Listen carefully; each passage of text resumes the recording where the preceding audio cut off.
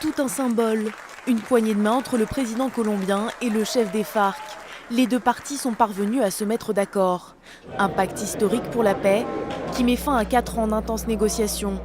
Depuis 2012, des pourparlers étaient organisés à La Havane, sous l'égide de Cuba et de la Norvège.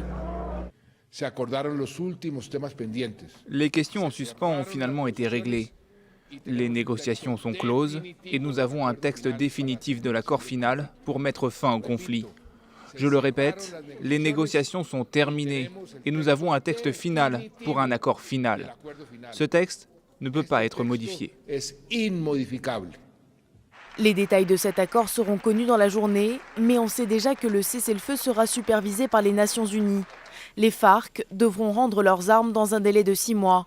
Ensuite, la guérilla se transformera en mouvement politique. Par ailleurs, les deux parties se sont entendues sur la façon de juger les militaires et rebelles accusés des crimes les plus graves. Les autres pourront être amnistiés. Je crois que nous avons gagné la plus belle de toutes les batailles.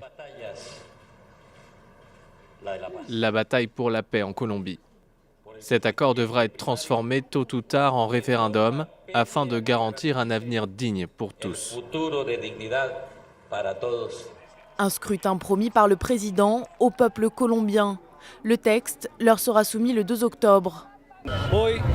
Aujourd'hui, les jeunes font le pari d'un avenir meilleur. Il n'y aura pas seulement une centaine ni un millier de personnes, ils seront des milliers et des milliers à parier sur la ratification par référendum, avec un oui pour la paix. Selon les derniers sondages et malgré l'appel de l'ancien président Álvaro Uribe à voter non au texte, c'est le oui qui devrait l'emporter.